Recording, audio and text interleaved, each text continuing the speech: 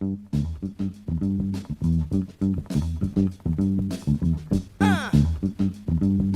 three.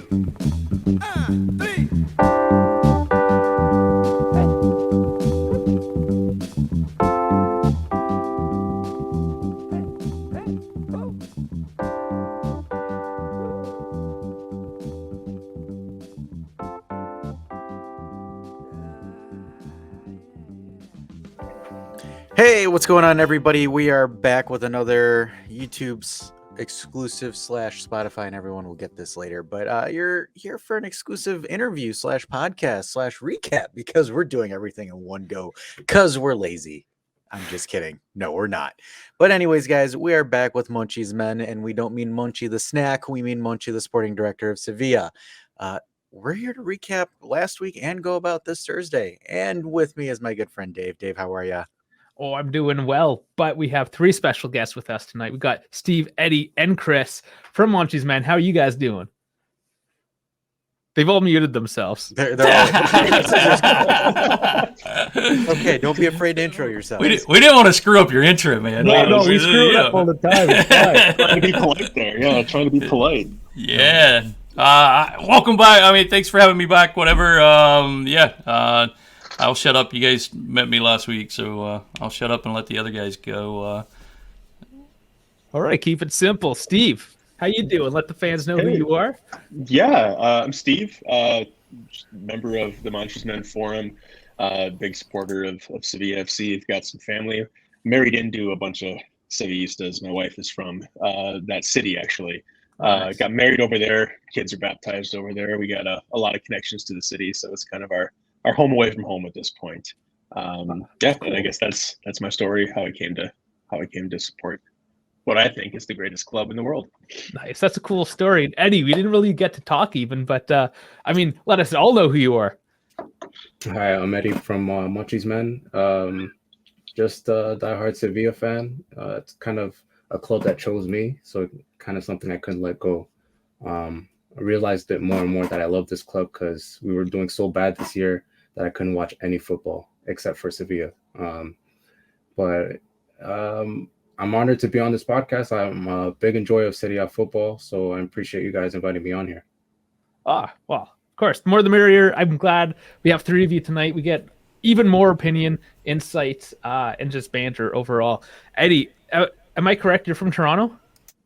Yes. I trash Toronto so much, so I'm sorry that you live there. I grew up there. I've disowned the city, except the Leafs. I still suffer every year through the Leafs. But yeah, I guess. I mean, welcome from Toronto, but I'm sorry.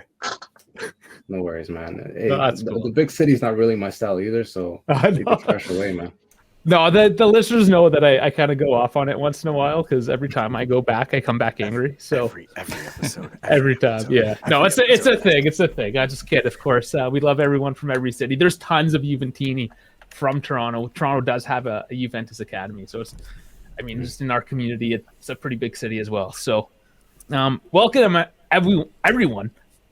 We'll just get into it.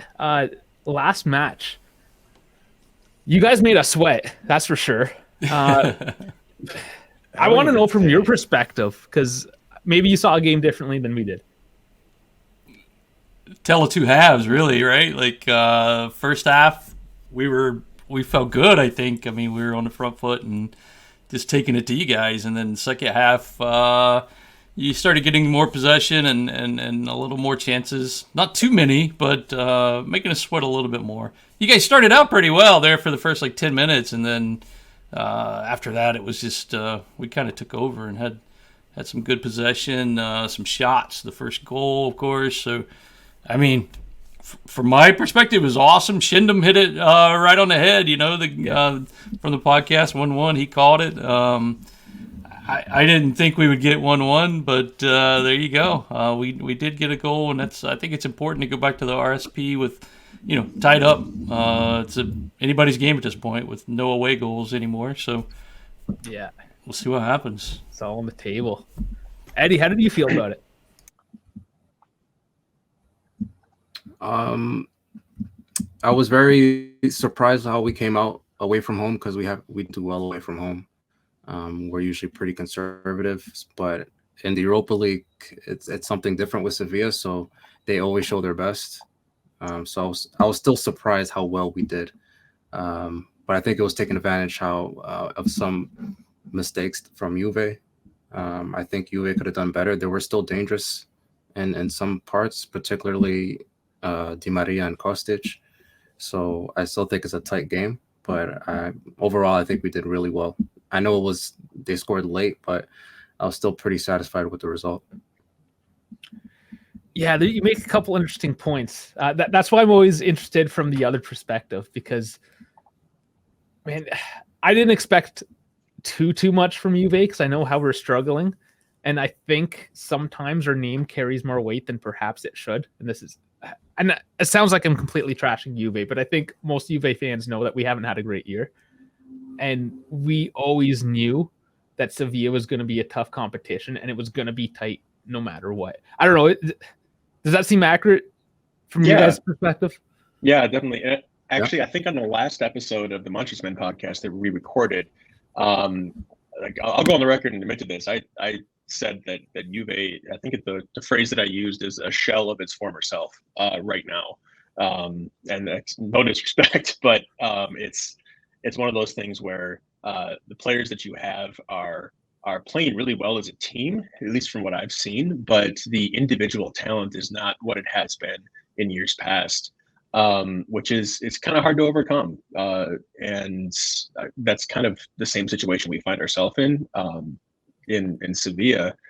The only difference there is that we self-imposed the 15-point penalty on us by just playing terrible in the first half of the season, instead of some financial stuff that happened with Juve.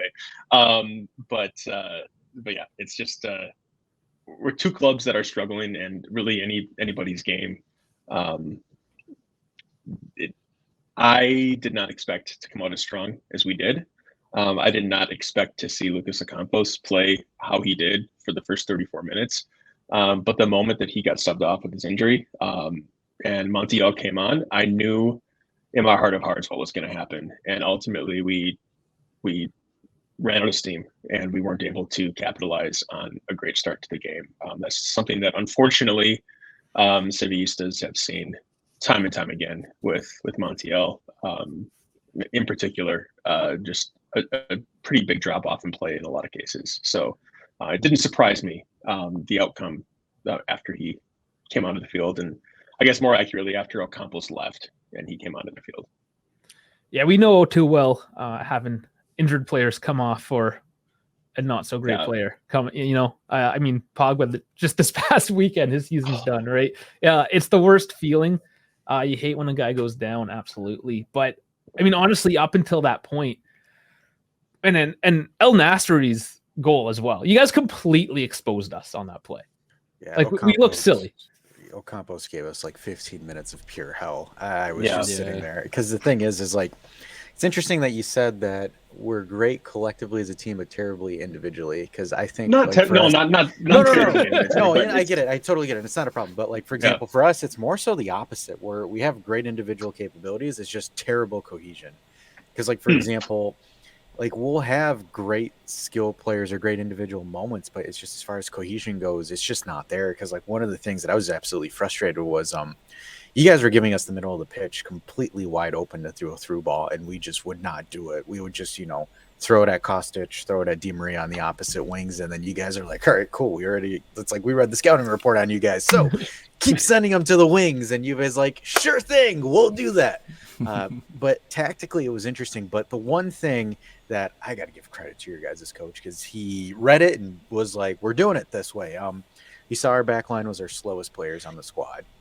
Three, I would say, I don't want to say geriatric, but two of them absolutely was Sandro and Bonucci, and Danilo, again, north of 30. And when you're going up against Torres, Gil, and Ocampos in foot races, I think Bonucci is still chasing that counterattack that El Nasri scored on right now to this day. But now that you mention it, I think those are all our oldest players, all in our back line at once. Yeah. Which I thought that was a terrible selection from the coach, because I had a feeling, because teams that play a 4 or a 4-2-3-1 are teams that like to attack you with fast guys on the edge. Ocampos to me looks like that dude can run. Same thing with Brian Gill as well, and Nasri as well. As those guys had pace. So I saw it. I knew what was going to happen. I saw the first couple of shots that Ocampos had right at the keeper. And I'm like, dude, we're getting way too lucky here. And then we concede, and I'm like, oh, crap. And then the thing is like, you guys didn't sit back either. You guys were just like, let's keep going. And then I think you guys lost, and correct me if I'm wrong here, but I think you guys lost your sting when Ocampos got hurt. Because from the second half, you guys kind of were like, okay, we can't risk too much. We need to sit back and relax here. Yeah, I actually watched the game back today just to kind of enjoy a little bit instead of watching the Champions League games. But you're right. I mean, when Ocampos actually, it wasn't until the second half until we started like sitting back a little bit more and not as pressing as high.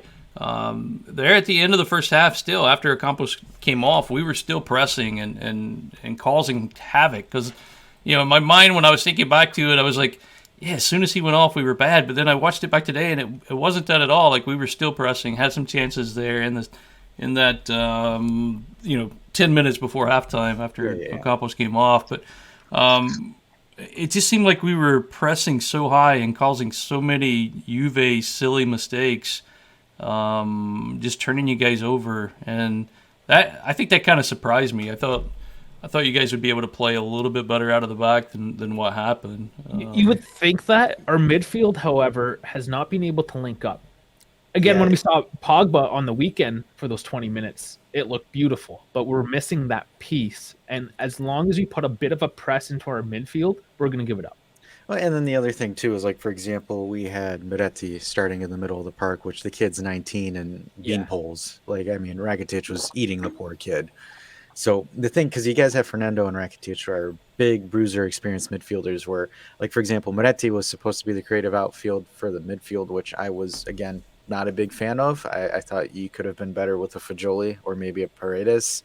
But the thing is again, you have Moretti there, 19 years old. Again, it's one of the biggest games of this kid's life, and just absolutely got swallowed by the Sevilla midfield. I would say that's the biggest game he's played. Yeah. And then it's like, for example, again, Bonucci, way too slow.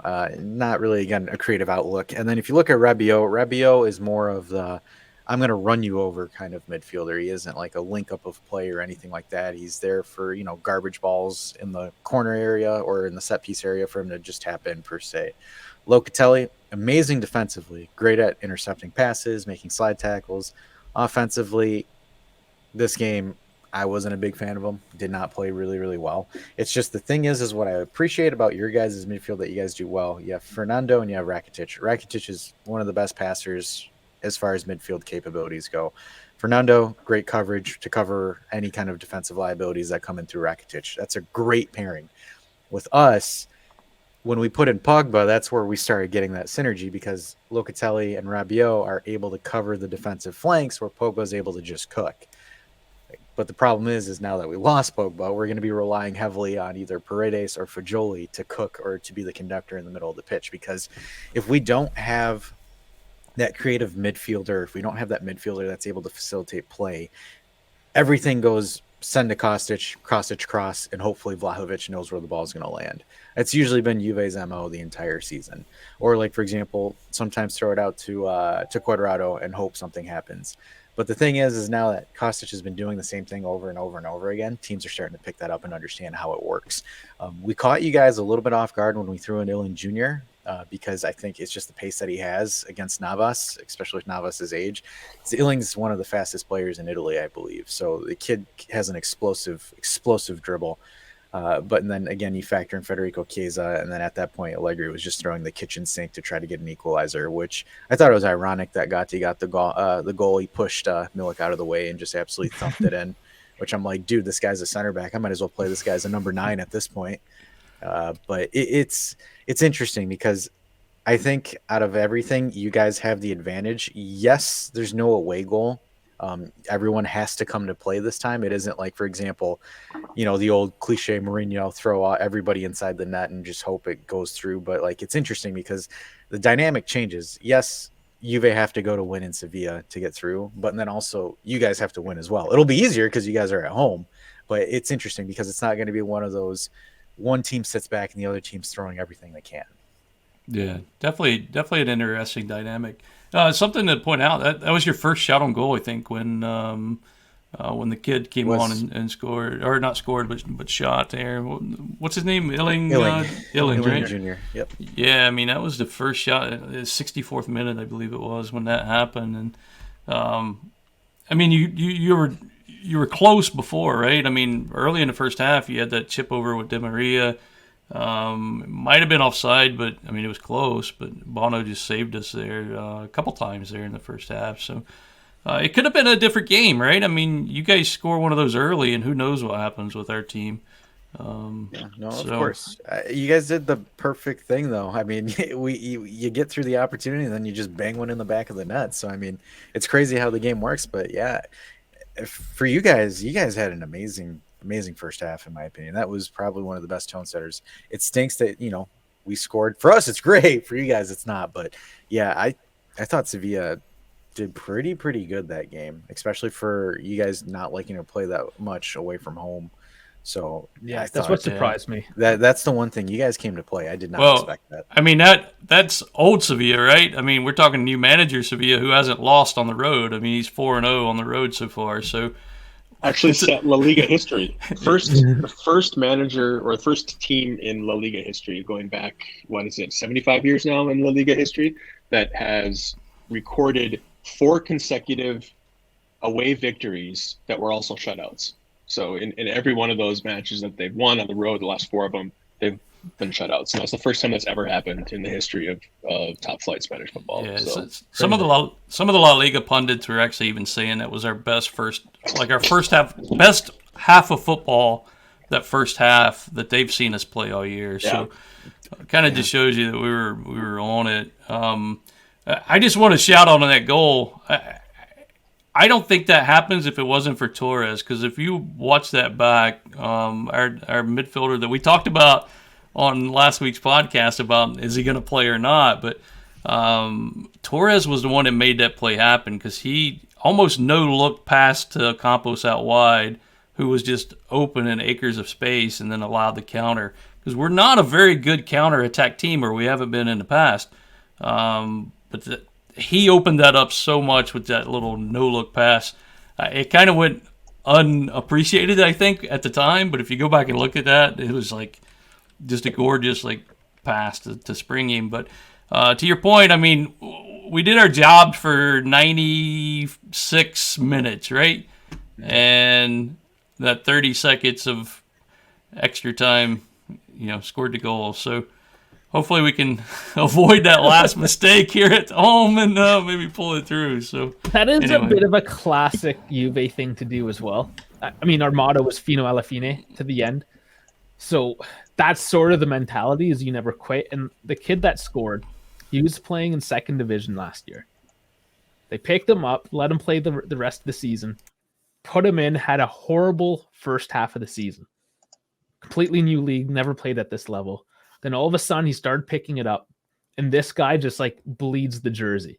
He's just his last name's Gatti, which means cats, but he's got the dog in him, or could be a feral cat, I suppose. I don't know, but this guy wants it so bad. And like Dash said, he pushed Milik, our striker, out of the way, and he's like, "No, this one's mine. Sit down." And this is a 24-year-old up against a 30-year-old. He don't care. So is he gonna start this game, I guess, with Bonucci out? I'm gonna say you do. I'm gonna probably say our projected back three is gonna be Alexandro on the left, Danilo in the middle, or no, Bremer's back. Whoa, silly Bremer, me. yeah. So no, I don't think Gatti starts. Or Danilo left, Gatti right. It's a possibility. Unless Allegri decides to throw Danilo on the left, Bremer in the middle, and he's done it once before, and it worked. He has. I don't know. Because the thing is, I'm thinking that he's going to probably go with the Brazilian back three of Sandro, Bremer, and Danilo. But yeah, I mean, the thing is Bremer with Bremer in our back three looks totally different, because Bremer is a heat-seeking missile when it comes to challenges. The dude's got pace. He's built, man. Like if you ever see him, don't ever look at him riding a horse, man. Guy's absolutely shredded. But there's like a video of that or a picture of him. It was funny because when he got transferred over to Juve, like I posted that somewhere where he's just literally riding a horse and just yoked out of his mind. But Bremer's going to be interesting because I think Bremer's probably going to man mark El Nesri the entire game, if it's what I'm thinking. But I'm really curious to see what Juve do with their wingers because Illing's been surging recently, and then you have Kostic who's been consistently performing this year. And then it's interesting because I'm not really sure how they're going to go because our coach has a knack of pulling some really, really crazy stuff in second legs, just completely flipping scripts. A bit of a Pep Guardiola syndrome sometimes. No, I wouldn't say Pep Guardiola. I more so just want to trash from Pep Guardiola. I know, let but me have my moment. I gotcha. Yeah, because like for example, you lose 2-0 against Atletico Madrid, changes it up. Totally different style of Juve playing it. That second leg wins 3-0. Loses 3-0 to Real Madrid in the first leg, wins 3-1 in the second leg, and absolutely goes to the Bernabeu and like thumps Real Madrid 3-0 until Mehdi Benatia decides to kick one of their players for no freaking reason in the box, and Ronaldo penalty. They're off to the final. But it's one of those things. Allegri in knockout games does some really weird stuff. So I don't know really what to expect more so, but it'll be interesting for sure. And just to exclaim that point to Bremer, that's going to be a big change up in our lineup. Like that's not just Bonucci's injured and Bremer's healthy again. Like Bremer is our number one center back this year. He has taken the crown. So defensively, it's going to be a lot harder, I think, for you guys, just because of that one switch up. And ironically, even though Bonucci's the well-known center back out of the entire group, he is the worst one right now, skill-wise. He's done. He honestly is. And it's like, respect to the guy, he's a Juve legend, but like, for example, first choice is Bremer, second choice is Danilo, third choice is Gatti, fourth choice is Rugani, fifth choice is Sandro, and then the last choice is Bonucci. So it's one of those things where... Yeah, it's gotten to that point. Wow. I mean, he's at the twilight of his career, consisting adductor 36 or 36, right? Yep, 36 years old. You guys were dropped pretty deep with Bonucci. I feel like Bonucci was a hindrance. He was still picking out some pretty good passes, I must say. So he was doing his best to belong, but you could tell that the pace was kind of a hindrance to the team. He still has the technical skill. Well. Yeah, like the technical skill's there, but he just can't keep up to the play. When you have, a young El Nasri coming at you, what are you gonna do? Like, I mean, oh my goodness, like he was up at the midpoint, or he was at the half line, and I just see Ocampos blow by him, and I'm like, oh, that's it, we're conceding. Like, oh, yeah, no, over. You saw. It was one of those like you see the train coming down the tracks. Like, yeah, that's happening. Yeah, it's kind of interesting because he came off in like the 61st minute, and that's kind of like. You guys started taking more advantage of us around that same time. So yeah, because the thing is like, for example, Allegri. The thing about Allegri as Juve coach is he will not go forward if he doesn't feel that the back is secured. So, like for example, if there's some plays that you guys do and it kind of jitters our back line, which you guys did from like 15 to 37, 38, minute 15 to 37 or 38, he'll essentially tell us to hunker down. Even though we're losing, he'll still pull us back to hunker down, organize the back, keep it simple until you guys try a couple of things, doesn't work, we pull you out of position, and then we start pinging some plays forward. But yeah, like that's one of those things when he subbed Bonucci out in the 61st minute, put in Gatti, then you could tell defensively we started to look a lot better. Then you started seeing us because, for example, we didn't really start pressing you guys until probably the 68th minute. 68th to 70th minute where we really started coming on hard because as far as attacks go, you guys had a little bit of an attack going in from 70 to 74 and then at the end from 89 and 90 and then obviously the goal at the end for us. So overall, because the thing that I didn't expect, which I thought was interesting, was that we beat you guys in the expected goal calculator, which I was a little bit shocked because I thought you guys had more clear-cut chances than we did. But we were at 2.13. You guys were at 1.71. And then if we look at the overall shot calculation, total shots, 11 to your guys is 13. And then you had 3 big chances, a lot of them at the beginning, to R2. We missed the one clear big chance. I believe it was with Dusan. And then you guys missed the 2 where you hit it directly at the goalkeeper. But again, Juve having a lot of the possession is a little bit off script because we had 429 passes to your guys' 263, 59 to 41% possession. It's really off script because if you're giving Juve the ball, you're in for a snooze fest. I'm going to be honest with you. I love my team, but I gotta be objective here. But yeah, you guys definitely beat us on the shot counter, though. We only had 2 on target. You had 5, 7 off target to our 5 off target. But I thought it was interesting that we had a higher goals multiplier than you guys did, which, when you're watching the game, it didn't seem that was the case. But hey, I commentate. I don't calculate the numbers. I mean, early on, those first few chances were scary. If they were onside, they were super, super close. And well, I guess they didn't count them because I guess they were offside. But, Yeah. Bono had to do that one double save. And, you weren't that far off from scoring.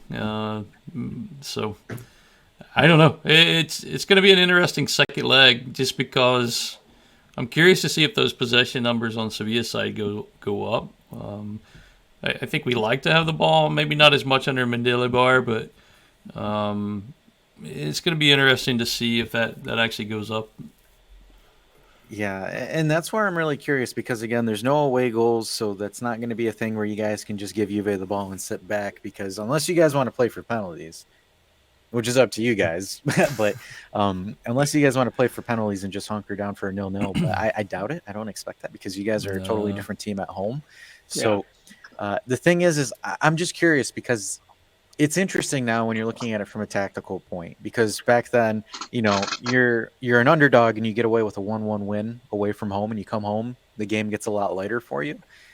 This essentially kind of the 1-1 negates the first leg and it just makes this, a 1-1 final where you guys have home field advantage more so than you have the away goal advantage because you can easily eat up an entire half. Like say that the away goal rule still is active, you guys could easily eat up 45 minutes of killing Juve's momentum, trying to force Juve to do something or create something.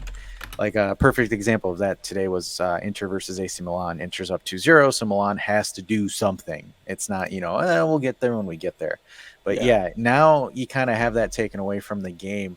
I'm kind of curious to how you guys are going to scheme it. Are you guys going to take the ball, try to get a quick goal, and then sit back? Or are you guys just going to sit back and wait for us to make a mistake? How does it work normally when you guys have control of a situation in a sense? It's a hard question to answer. It comes down a lot of times to the players that we have on the pitch. Anybody who's followed Sevilla football over the last 2 years is very familiar with the revolving door of injuries that we have. And that continues this week. Chris, Eddie, correct me if I'm wrong, but I haven't heard anything about Lucas Campos, whether or not he's coming back. He wasn't in the lineup last weekend against Valladolid, right? I don't think he played. He It's wasn't not showing up. It's not showing up him as injured on the. Yeah. Mendilibar said he would be back. Okay.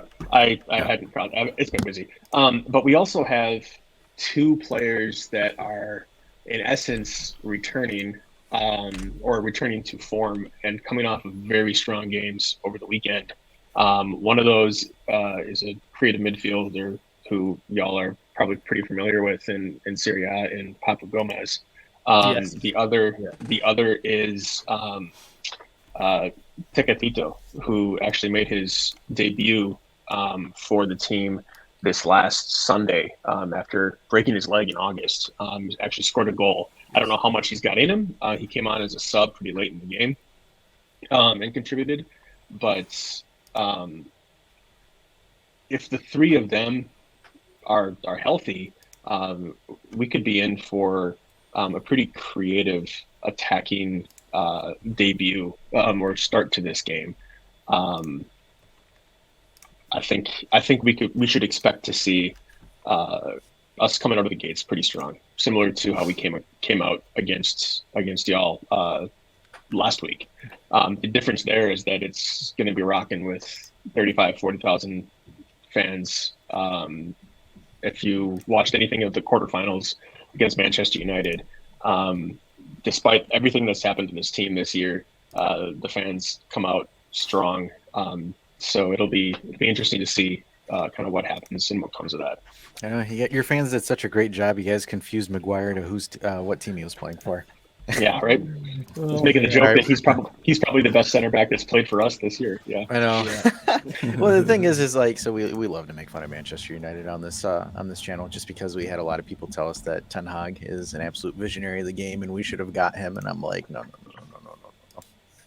So we love throwing some Man U banter every now and then, but it's interesting because when you guys play at home, especially when you have the fans behind it, you guys take chances, you guys carry possession. I'm kind of curious, do you guys play a high line? That's the one thing I'm very curious to see how you do it, because like, for example, an Allegri team, a 3-5-2 Allegri team from Juve, is we suck in all the pressure that you guys have, and then we wait for the right moment where we catch your center backs in an unfortunate matchup where we throw Di Maria or Kostic or Vlahovic or even Chiesa out there. Because the one thing about Juve that is a strength, ironically, that a lot of people don't really notice that much is our bench is actually pretty solid when you're looking at it, especially on the wing play. So like, for example, or even as the number 10 role, you have Di Maria, experienced, great passer, great dribbler. You can sub him out for Chiesa, who is really explosive and can put his head down and dribble through 2 or 3 players and out sprint anyone.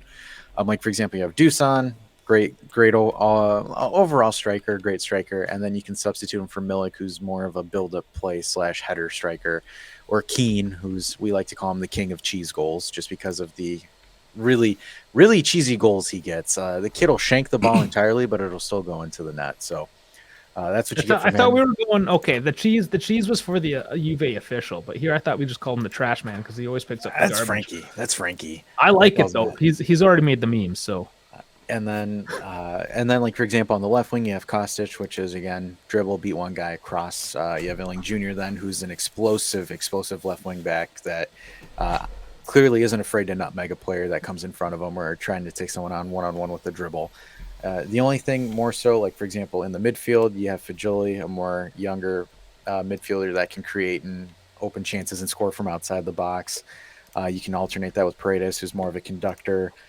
With the back as well, you have Danilo, a veteran. Then you have Gatti isn't afraid to take the ball and dribble it coast to coast. He did that against Freiburg, dribbled the entire squad, took a shot, and was able to force a penalty because they needed to use their hand to stop it.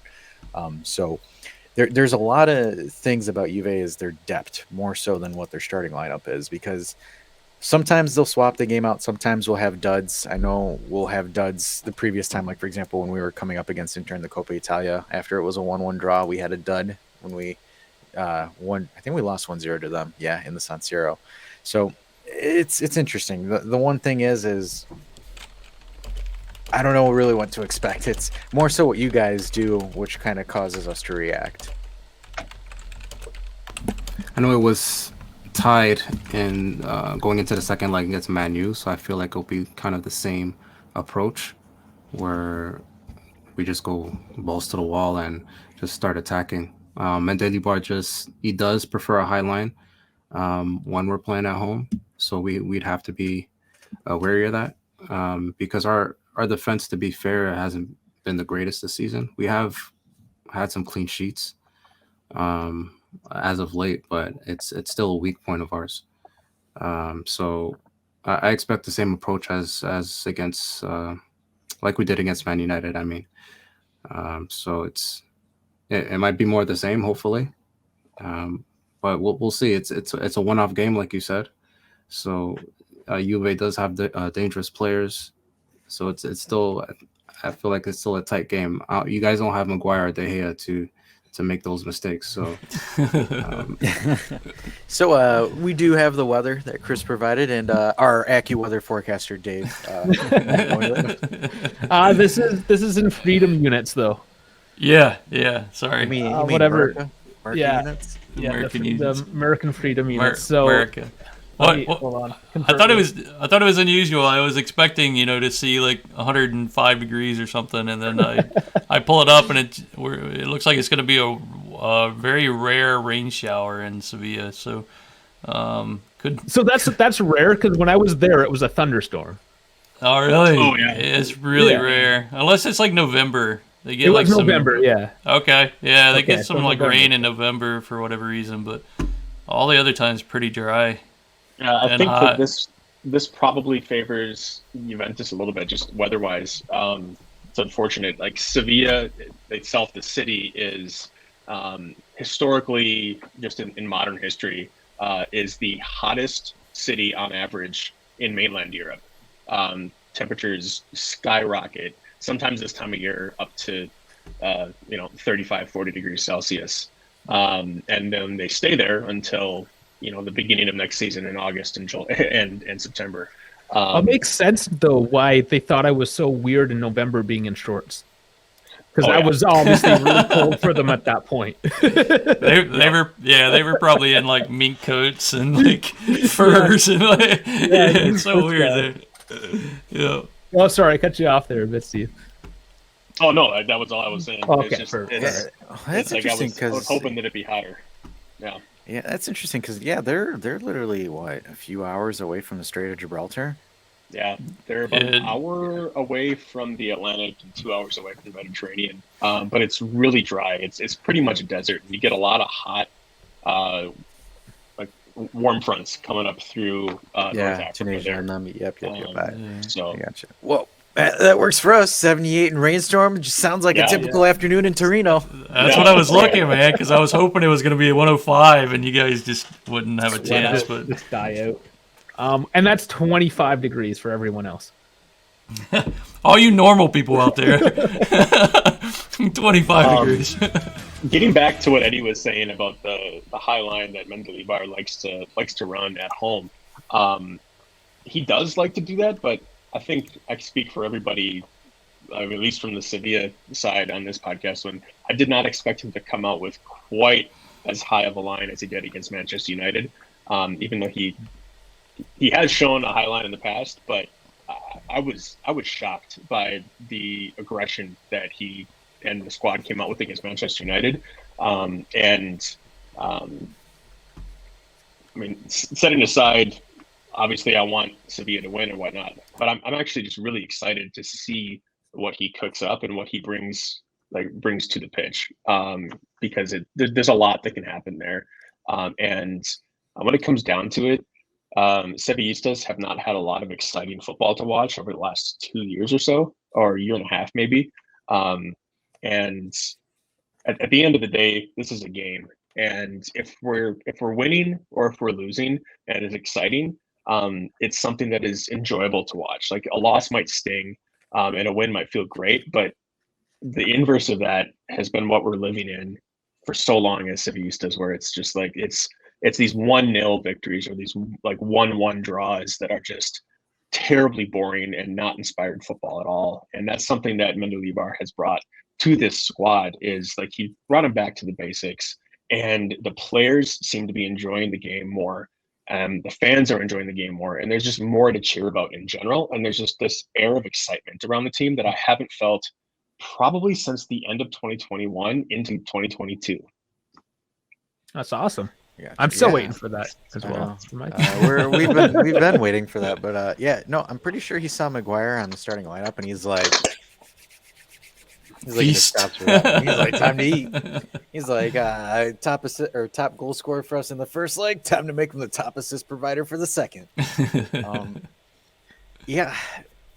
I'm expecting you guys to come out. To be honest with you, is like in my heart, I want you guys to come out because again, that's kind of what Allegri wants you to do. But just because of that, I just feel like that's not going to happen at all. He's going to flip the script on us, but it'll be interesting because the thing is I'm kind of curious to see how your team's going to respond if we get you on a couple of dirty counters per se, and we don't score, but we're close. Kind of curious if that forces you guys to play a little bit back, or like for example, say hypothetically, if we got an early goal, which we have been doing a lot in our return legs in the Europa League matches, where we get a quick goal against Nantes, quick goal against Freiburg, we actually scored early against Sporting Club Portugal.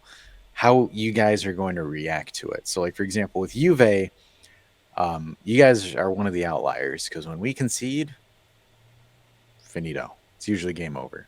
we lose. How is Sevilla? If you guys, because you guys have been winning a lot of games recently, so there hasn't been that much reference material. But how do you think your club will react if you guys get scored on first? Eddie, you want to take that?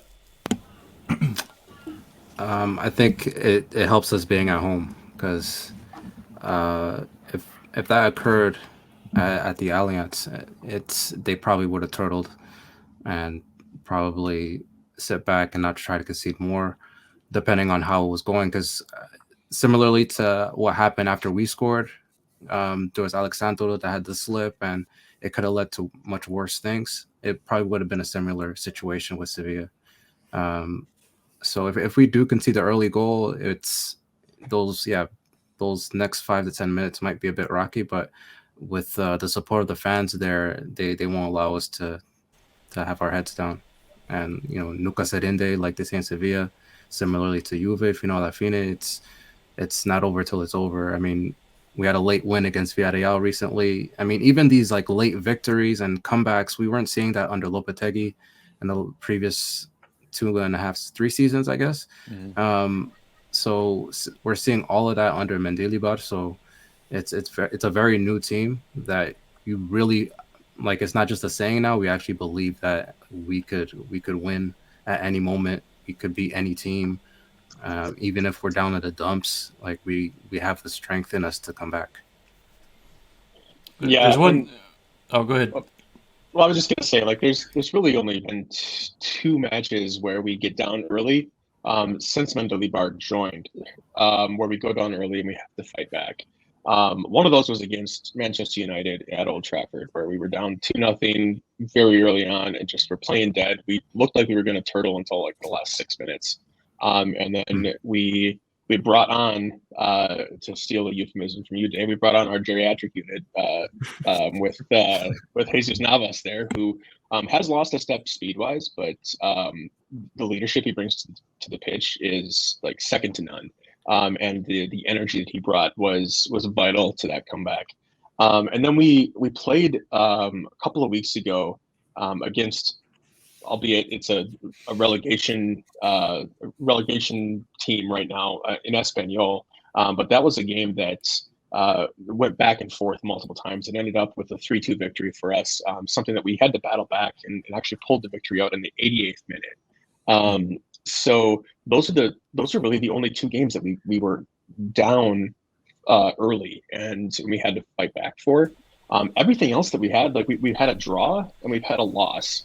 But the loss came against a really kind of, I don't want to say overachieving because I don't want to cheapen what Girona is doing right now. They have. I mean, we can be honest. They're kind of playing above what anybody expected them to do. And that came after a massive run for us where we the 3-1 or 2-0 against Valencia, 3-0 against Manchester United. Really important victories against Villarreal and Athletic Club, which are 2 teams that are kind of fighting for the Champions League qualification through, or at the time they were fighting for Champions League qualification through the league. And then we go into Girona, and I think we just ran out of gas at that point. And then the other one was a 2-2 draw to a team that we actually let back in towards the end of the game, and not the other way around. But under Mendilibar, honestly, I feel confident that we can come back from. I don't want to say from anything. If you guys put 5 goals in us in like the first 25 minutes, like, okay, I think we can probably write that off. Let's be honest. I would quit. I would just go on vacation or I would put money on it and never. Yeah. We've only scored 4 like twice this season. But I mean, 1 or 2 goals down by halftime. If that's the case, I still will be riveted in my seat watching, because I feel like pretty much anything is possible with this team at this point. Yeah, I think so too, because when Dave and I were covering Sporting, and we found out that it was Man United and Sevilla. Dave and I bet 100%. I think there wasn't a moment that Dave and I weren't convinced that you guys would beat Man United. Because we said it on our podcast. Because someone told us from our Discord, yeah, but Sevilla just fired their coach and hired a new coach. I'm like, there's this thing called new coach syndrome, or teams just absolutely do a 180. And you guys were a relegation battle at that time too, and now you guys are literally 1 point away from going into the Conference League, which is pretty incredible. I'm not gonna lie. I know you guys are gonna need some help. You need Athletic Club to drop points, Usana to drop points, as well as Girona. But I mean, they're 48. You guys are 47, and there's hottest team in Spain since Mendilibar came in. More points than Barcelona since he started. So just kind of shows you what kind of run we're on. Yeah, and you guys are less memeable than Barcelona, because I still think they're a joke of a club, in my opinion. But, Well, could we spend just a couple minutes, like, from a Sevilla perspective, because they just won the league. No big surprise, whatever. I don't know. If you need to trash them or throw some respect for some reason, I don't know. What do you guys think about them? let's do this. Who do you hate more, Real Madrid or Barcelona? Yeah, he's like, yes. He's like, yes. Both, yes. Jeez, that's a tough one. I mean, is there, like, for example, is there sour relations with Sevilla folk and like the Barcelona and the 100%. Madrid? I got you, because like 100%. More so with Barcelona. And it's not necessarily a sporting thing. It's a political thing. Yeah. So you will find a lot more Real Madrid supporters in Sevilla than you will Barcelona supporters. And that's simply because Madrid and Sevilla are more aligned politically than Catalonia. It's so the it's a tough conversation to have, because you don't want to stir up politics, especially for politics in a country that you don't live in and you don't kind of like live the experience day to day. I totally get it, because that's like, for example, the same with us in Naples, or like, for example, us in Milan, or more so like us in Naples. It's more so a North versus South Italy. It's everyone versus Naples, though. In Naples, we call them the Bush League of Italy, but like, no, we call them Detroit of Italy. Some people call them the Detroit. Justin. Yeah. That one, But like, for example, with Turin and Milan, it's more so like, for example, the Milano folk don't really like us. We don't like them. Also, Inter's owner essentially was the guy that owned the telecommunications company that leaked phone calls for 2006. So like, Juventini do not like Inter Milan, and we're rolling down and punching the ground because they made the Champions League final, only to get beat by Real Madrid by 6 goals. So we'll go to bed. we'll go to bed fine. But yeah, it's interesting, because I think one of the reasons why we ask is so we saw Barcelona celebrate at, I believe it was Espanyol, for winning the league, and the other Espanyol's in Barcelona too, just for geography lessons. They're a city team there. Yeah, that was a derby too. So yeah, because I saw reports that a lot of people weren't really too thrilled about it. And I'm like, that's interesting. I didn't know that the other La Liga teams weren't real big fans of Barcelona. But yeah, I mean, that's from the fans' perspective. Mm-hmm. From a sporting perspective, and from the club itself, there seems to be a really good relationship between Sevilla's front office and Barcelona's front office. There's a lot of exchange of players that goes back and forth. You got Rakitic, Koundé, Dani Alves. We've taken a lot of money from Barcelona over the years. Yeah. Oh, that's like with us in Fiorentina. Yeah, Sevilla's the Fiorentina. Yeah, and it's one of those things where it makes business sense, and we don't have that, or we don't seem to have that relationship with Real Madrid. And I mean, let's be honest, those are the 2 biggest clubs in Spain, and we have a much more cordial relationship business-wise with Barcelona. So it's hard not to cheer for Barcelona in one aspect, because they have these players that's like for me personally, Jules Koundé. Like I don't necessarily want them to win the title or win a whole bunch of things, but like it's cool to see him have success and see these players have success individually. These other guys have just he's like, nope. Chris is like, nope. Once you leave, you're out. You're out. Yeah, I have no more love for you. That's how I feel about Paulo Dybala, but we still have Juventini that wears jersey and support him, and I'm like, that guy's not a Juve player anymore. I don't care. Yeah, I mean, I still have a soft spot for Koundé, just because he's a good dude. but almost any other player that's left, I'm like, peace out. You know, if they go to Barcelona, other teams, I still follow them and root for them. Barcelona, I just have no respect for their way they do business. I don't like it. I don't think it's good for the game. And I What are mean, you talking about? The camp Spotify arena now? I mean, levers. Got to pull all the levers. You know. I thought it was. So like, for example, I'm curious to get like a Sevilla take on this from a sporting sense, not a political sense, but like, how did you guys feel when Barcelona was like selling shares of their team or like lockers to sponsors and stuff like that just to get anything to scrape a couple of bucks? Like, do you guys just kind of sit there and be like, well, what the hell, man? How are we supposed to compete with this? No, not at all. I'm actually thrilled. Yeah. I love that they're doing this. They are, from all outward appearance, like it looks like they're just like raking in cash and they're pulling cash from everywhere else.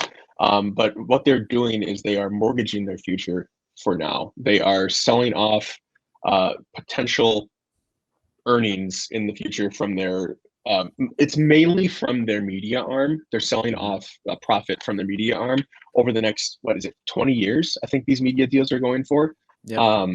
That's got to come back. That's got to come back to them eventually. They're so stupid. I don't know how they're getting away with it. They're so dumb. Like they just tore down, like, while they're starting construction on their stadium, right?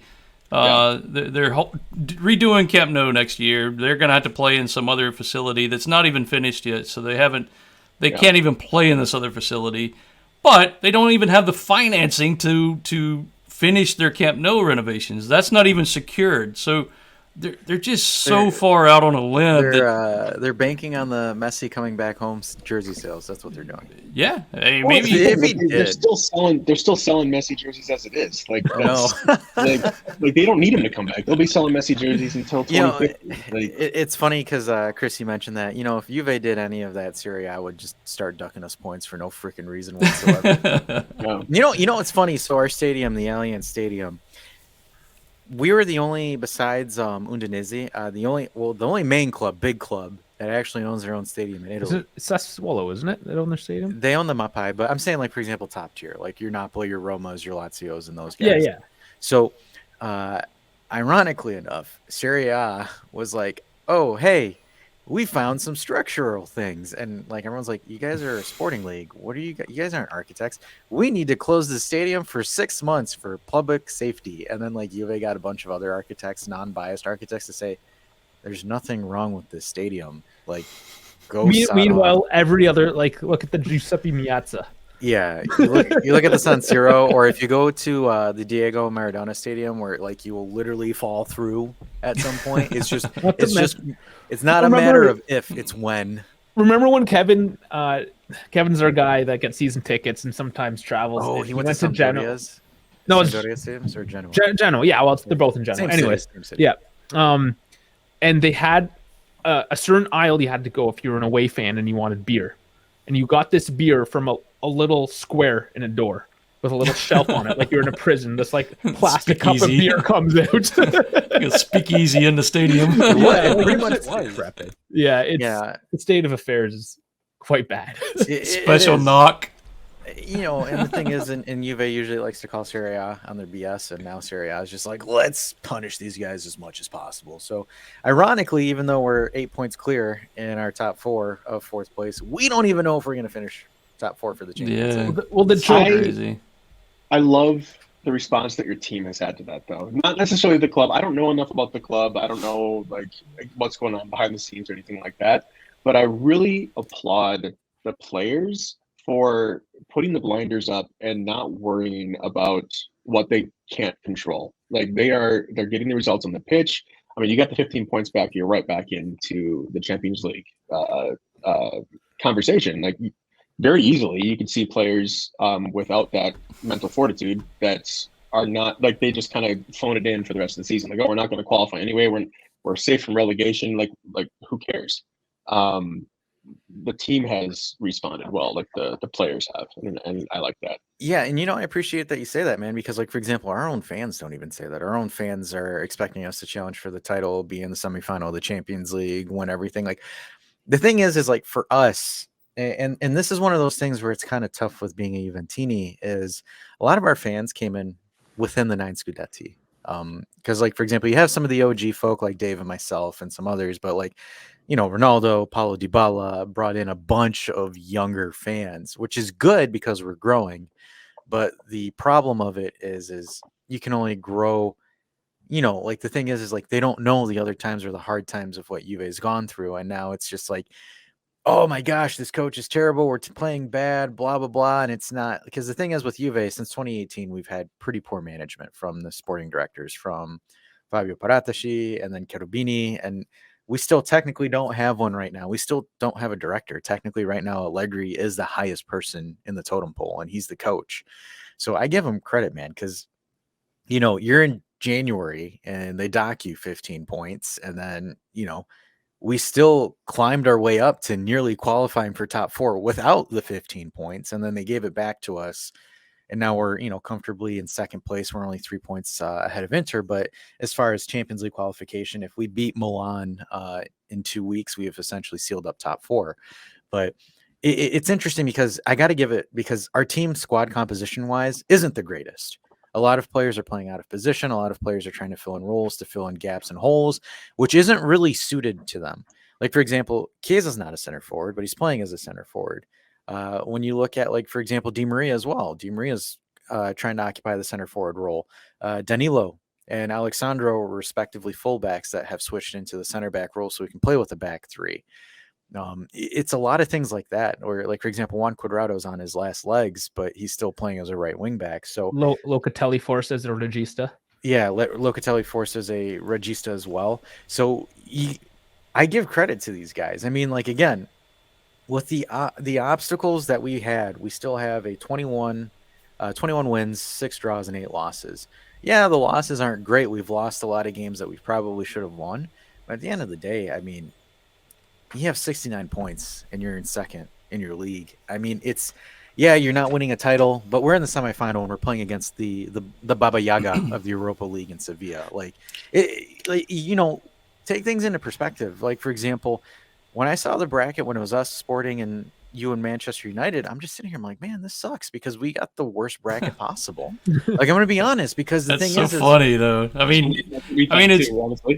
It's weird though, because a $490 million market value for Juventus compared to our currently $209 million. Like, you shouldn't feel that way, but for some reason we have that clout, right? We respect you guys for what you've done, because you guys have come in, you have dismantled great Ajax teams of total attacking football. You made Manchester United look like a bunch of school kids. I'm going to be honest, especially that second leg where you guys, they are a bunch of school kids. They are.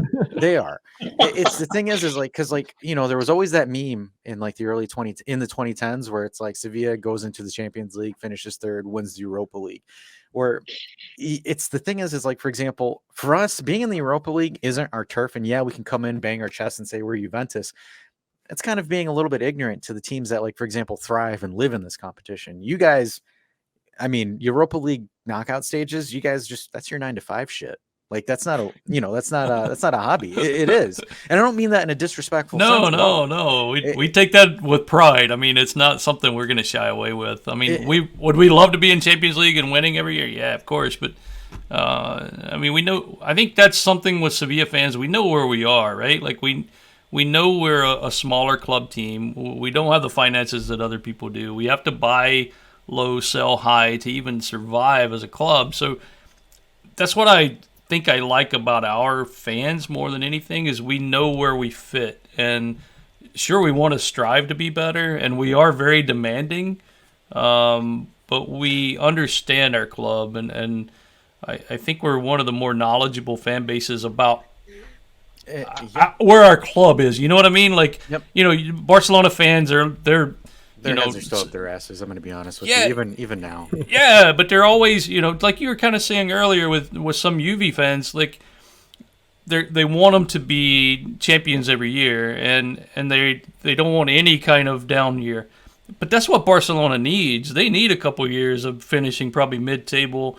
Go back to their academy, let those guys develop and then come up. But You know, that's why I love this club. I love being the kind of underdog all the time and coming in and just knocking Giants off the table. And hopefully we can do that this coming Thursday again, you know?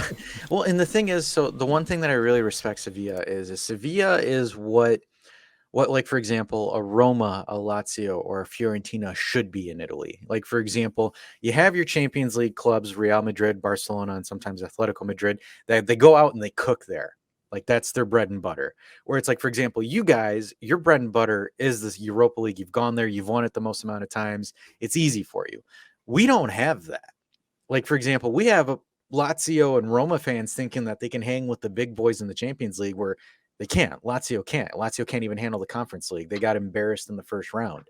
Where it's like, it's good for leagues. And one of the reasons why Spain was so dominant, especially during the glory days of Real Madrid and Barcelona, yeah, you can argue it's Ronaldo and Messi bringing in the money, but it was also you guys locking up the Europa League as well. Real Madrid three-peated in the Europa League. You guys three-peated in the Europa League, and it got to the point where the Supercopa was either Real or Sevilla at that point. Like, who's going to win it? But like, the thing is and I hope your fans never take it for granted with like how crucial you guys are for La Liga, that like a lot of people don't understand that, because you're a talent pipeline, but you're a competitive talent pipeline as well.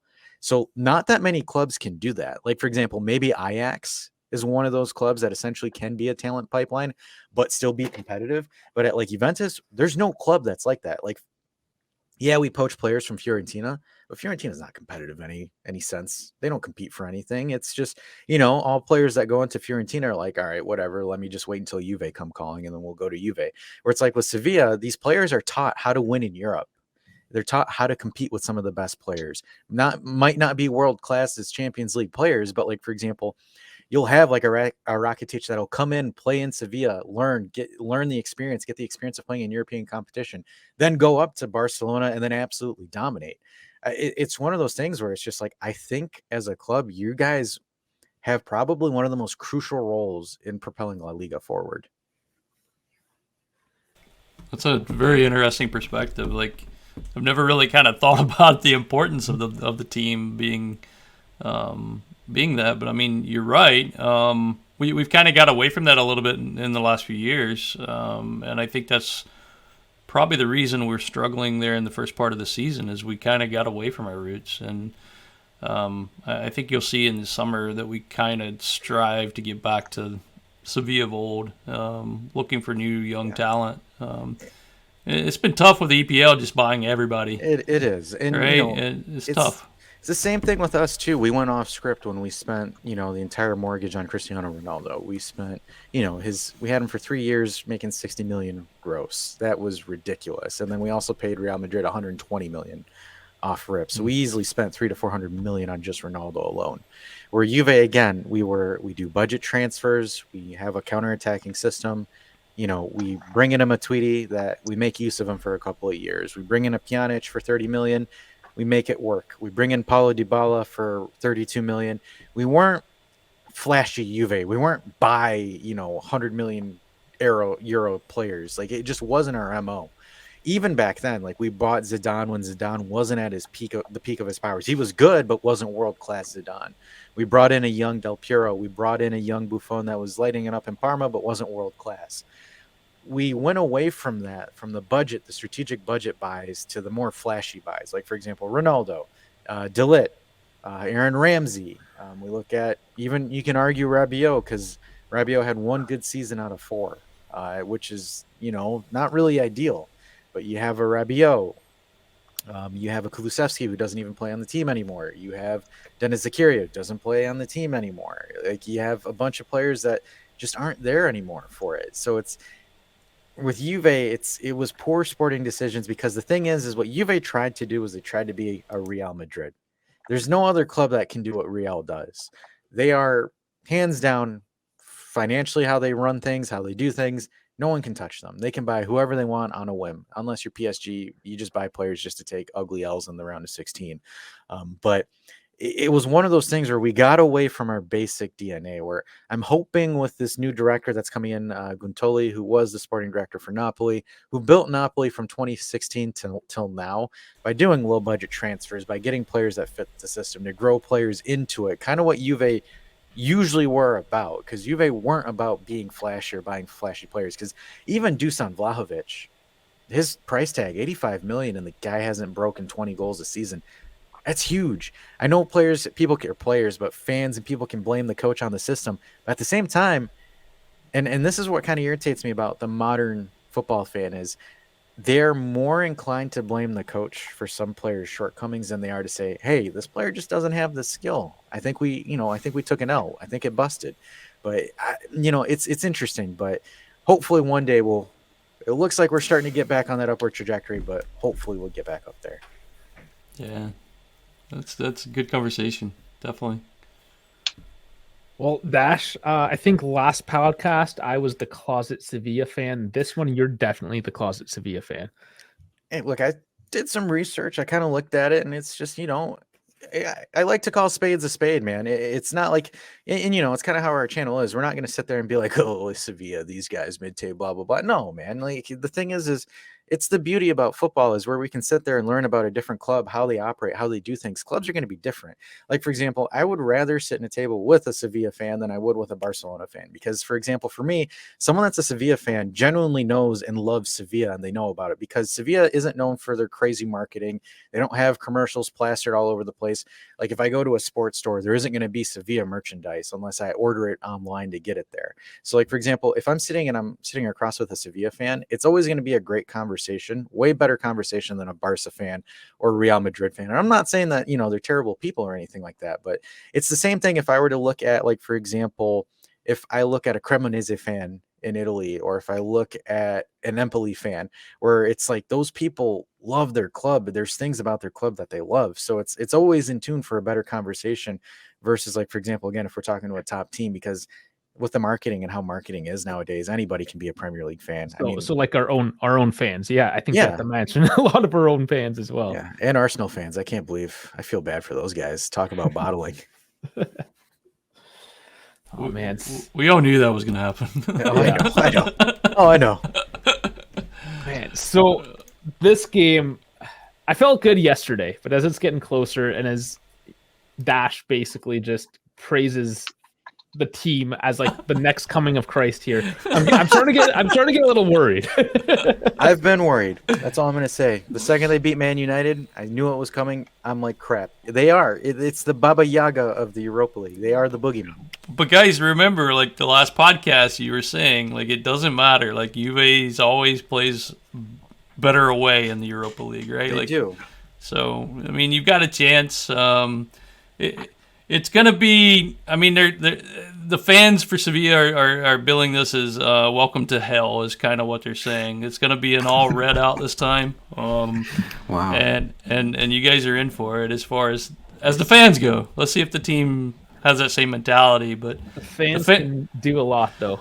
The fans are going to show up. I mean, that's what they do. We even heard it in UV. I was going to mention this earlier, but I mean, I could hear our fans over the Juve fans right after that goal, even a little bit before the goal. But going into halftime, the whistles and the jeers from the Juventus fans, and then the Spanish chanting from the small contingent of Sevillistas there. Yeah, I could hear our fans chanting very, very loudly throughout the game. We have strict stadium rules for a lot of our home fans.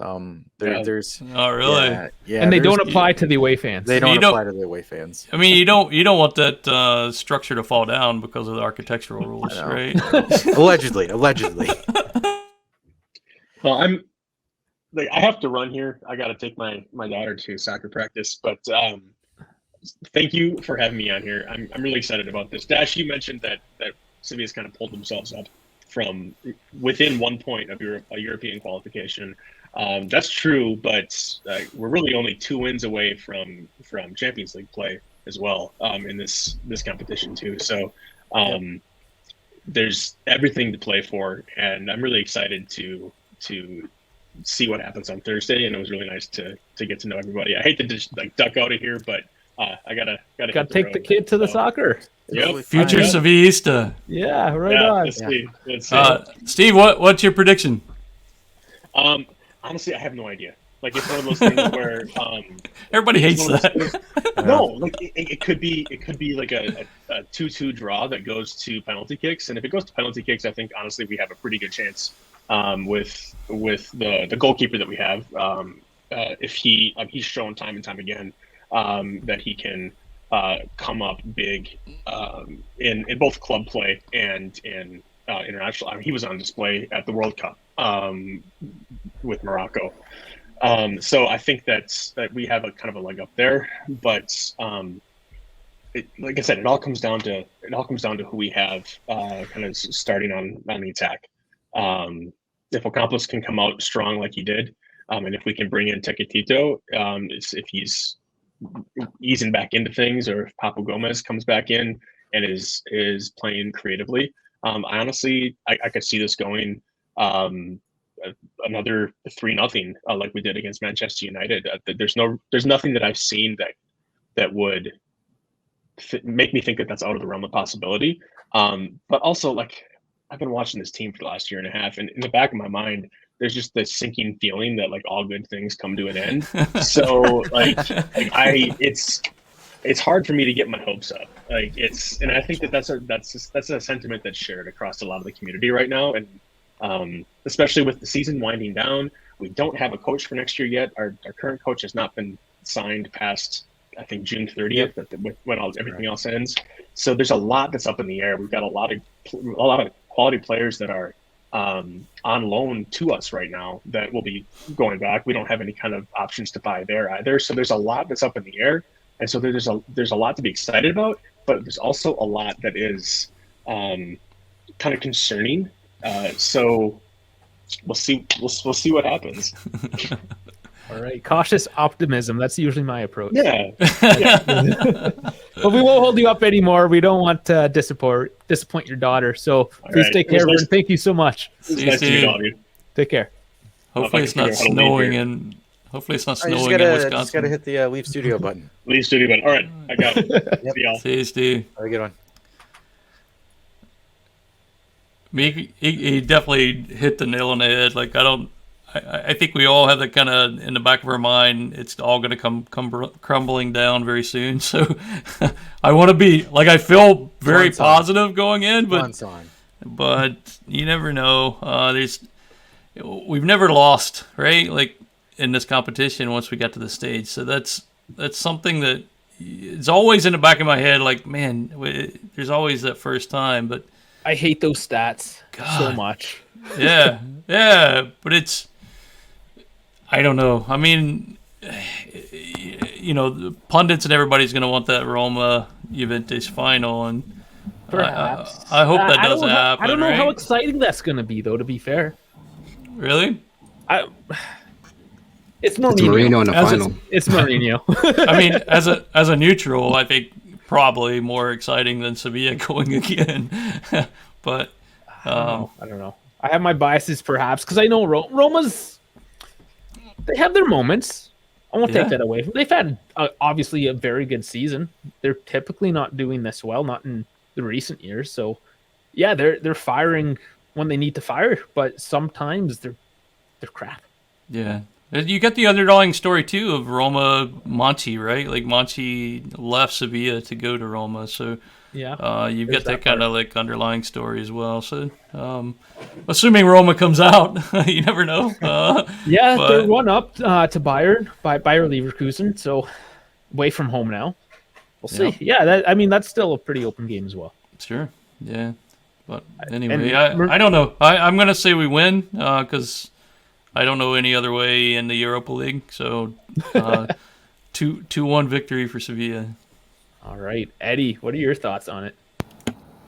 I have a similar scoreline, 2-1. I'm always nervous when it's these big teams with a lot of history. But the Europa League has given us that opportunity to face all these wonderful teams like Liverpool and Inter in the previous final. I thought we were definitely losing that one. You said wonderful teams, and you mentioned Inter. I know. Inter and wonderful don't come in the same sentence. No, I'm just kidding. Sorry. Apologies. As I go to check the score line. Yeah, they won 1-0. I mean, stacked teams. That's what I meant. Like Okay. Inter was stacked. That was a Champions League team that they had to win that game, but they didn't. I mean, that's the Nerazzurri for you. But yeah, Man United in the previous round. So teams that normally we wouldn't have a chance against, or less of a chance against. So to face Juve, and in this scenario, it's another scenario where it's like bring it on. I believe in our stadium. Yeah, the record is daunting. It comes down to one match. Anything could happen, but I have the utmost confidence in that stadium. I don't see any other result happening. If it does, so be it. That's the game. But I just hope it's entertaining. I don't want to go to penalties though. I mean, for whatever Steve said, but for the spectacle, do. I guess for the neutrals, they still enjoy that. As nerve-wracking as it is, I mean, look at the World Cup final. But for the neutral, that's great too. So Dash, are you changing from yesterday, or are you locking in? Well, what did I say yesterday? I totally forgot. You said 1-0. Oh, he's a Sevilla fan now, though. He has to adjust. yeah, I know, right? Oh my goodness, Juve will call me and be like, "Yeah, you're fired." No, I don't think I do. I think it's going to be a 1-0 game for both. I think the scoreline is going to be a 1-0, maybe a 1-1. I don't see it going past 1 unless Sevilla get an early goal and absolutely run rampant and we fold. But even with us, I don't see us scoring more than 1 goal away from home.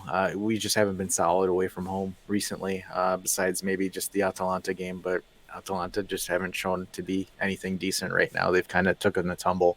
So I'm not too crazy right now with getting more than 1 goal away. So I think it's again snooze fest. You get 1 and then you sit back and park it. That's what I think Allegri's going to do. If we go into penalties, I think that's Szczesny's bread and butter. Szczesny has the best penalty save percentage in all of Europe as a goalkeeper. He even thumped Messi in the World Cup. That was the only penalty that Messi missed was against Szczesny. So I think it's low scoring. I would love to see us win. The thing is like if I took off my Juve glasses and said, okay, I think Sevilla's probably got a 70-30% chance to win this. But again, my Juventino glasses on right now. Put these on. I'm going to say it's 50-50. I think whoever scores first dictates what happens. I think that's going to be my prediction. I can't give you guys a solid prediction. For sure. I did see the betting lines. It is in favor of Sevilla having the home advantage, but it is pretty close. It's like 2.8 odds to 3 odds, something like that. It's very close. It's going to be whoever scores first. But now this is where I took an angle yesterday anyways when we were talking about it. I said a 3-2, which seems crazy, but this is where it would work. Is early goal, quick reaction. It's 1-1. All of a sudden, the team starts scrapping it out, and we get a game that turns into a lot of goals, something like a 3-2. So, off chance, but I'll throw my money there. That's got to be like a 10-1 odds or something, right? You got to give me the betting line on that one. I'll take the high scoring match 3-2. But who That's comes interesting. out? What's the goal? Do you know what the goal scored line is? What Vegas is predicting on the I can pull it on the back goals? up on the FOTMO. Or let's just look it up. All right, Vegas odds via Juventus. I mean, I could see a 3-2 game easily. Like, I really could, especially after what we did this weekend. Like, it's possible. I didn't think we could do that, 4 months ago, but now I think very possible, right, Eddie? Like, could you see that at all, like a 3-2? I know it's 3-2, crazy. Yeah, absolutely. Yeah, right. European semifinal. It's players show up in big games like this, so you'll see things that you're not used to seeing. Not giving me the over-under here. I don't typically go to these sites, but Yeah, I don't either. That's it's fine. a plus 140 for Sevilla, I'm seeing, and a plus 205 for Juventus. So again, Sevilla's more favored to win. Probably just, I don't know. I guess the history, home field advantage. I don't definitely. know. Yeah, I don't I'm know. sure that's I'm what they're worried. doing. I think the sentiment, regardless, is none of us have an idea. We're all talking out of our ass. We're all like scared shitless. We don't know shit. Exactly.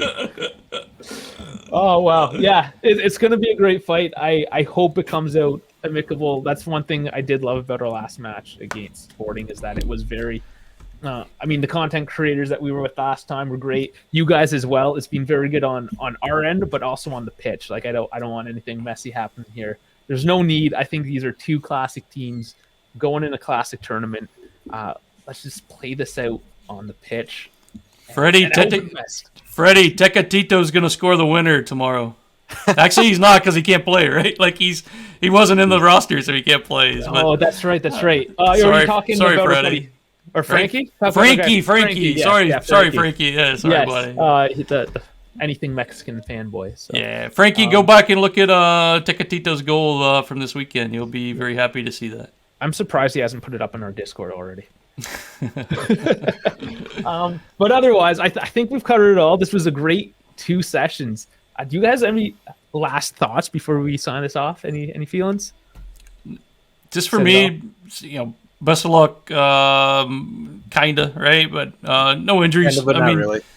Yeah, I mean, no injuries. That's the only thing I wish for. I want a 100 game. Our best versus your best, and let's see who comes out on top. That's what I want to see. I think it's going to be a good game. I enjoyed the last match. Really, even watching it back today was just a very enjoying to watch, except for that last 30 seconds. So hopefully the ref blows the whistle on full time this time. Yeah, you never know with these guys. It goes both ways for us as well. Yeah. Eddie, my man from Toronto. Pardon words. See you guys in the Champions League next year. Oh, buddy. Love it. Boy. Yeah, that would be great if we meet again. And if we do meet again, I'll be calling you guys. Awesome. Sure. All right. That's awesome. Right on. Nice. Guys, thank you so much for listening in. Dash, or you know what? We always offer to our guest the outro. Now, Eddie's the newest guy here. Do you think you got an outro in you? We put some cheesy music on, some lo-fi. And you just got to walk us out of here. All right. You up for that? All right. Right. Let's go. Let's do Let's it. do it. All right, here's the beats. All right. You've been tuned in to the Turin Giants and Monchi's Men classic on this preview of the second leg going down at the Ramon Sanchez Pizjuan. Messing this up. Joined in by Dash, by Dave, Chris, and Eddie signing off. Arrivederci. Ooh, that was fancy. Whoa, Love it. fancy. And to Steve as well, and Shen from last week. Love you all. Thanks for listening.